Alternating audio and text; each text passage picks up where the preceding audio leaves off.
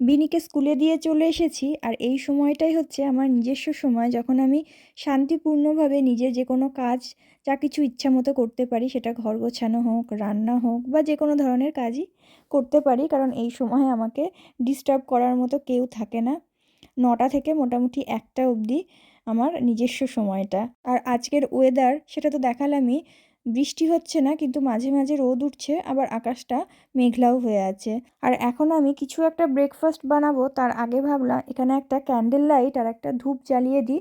আমার আবার প্রত্যেক দিন একই খাবার খেতে ভালো লাগে না, সেটা ব্রেকফাস্ট হোক বা লাঞ্চ হোক, একটু পাল্টে পাল্টে খেতে, একটু অন্যরকমভাবে খেতেই ভালো লাগে। তবে আজকে আলাদা কিছু বানাবো না, আজকেও আমি ডিম টোস্টই বানাবো, কিন্তু ওই একই ডিম টোস্ট একটু আলাদাভাবে বানাবো, মানে খেতে একই হবে কিন্তু দেখতে একটু আলাদা হবে।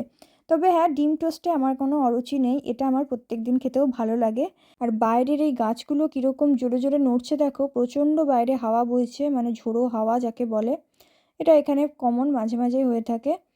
ইনস্টাগ্রামে রিল দেখতে দেখতে দেখছিলাম যে এই রকমভাবে ডিম টোস্ট বানাচ্ছে, ব্যাপারটা একই কিন্তু একটু অন্যরকম দেখতে লাগে। আর এই ব্রেডটা মাঝখানে চারকোনা করে কেটে নিয়েছি, দুটো ব্রেড খাবো তাই দুটো কেটে নিয়েছি। এরপর এই প্যানে একটুখানি তেল দিয়ে এই যে মাঝখানের যে ফাঁকাটা, এর মধ্যে আমি ডিমটা দিয়ে দেব। ডিমটা একটুখানি বেশি হয়ে গেছে, কারণ দুটো ডিম দিয়েছিলাম, একটাতে একটু বেশি একটাতে কম হয়ে গেছে।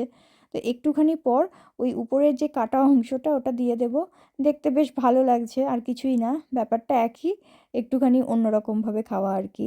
তো যেহেতু একটু ডিমটা বেশি হয়ে গেছে, সেই জন্য উল্টানোর সময় ওটা বেরিয়ে গেল। তো যাই হোক, একটা হয়ে গেছে, আর একটাও বানিয়ে নেব। এই ব্রেডটা আবার কাটার সময় পাশ থেকে একটুখানি ছিঁড়ে গেছে, ওটা ঠিক আছে, কোনো ব্যাপার নয়, কারণ এটা আমিই খাবো। আমি যেহেতু চা খাই না, তো মাঝে মাঝে আমি কফিটা খেয়ে থাকি, কিন্তু প্রত্যেক দিন খেতে হবে এরকমও কোনো ব্যাপার নয়।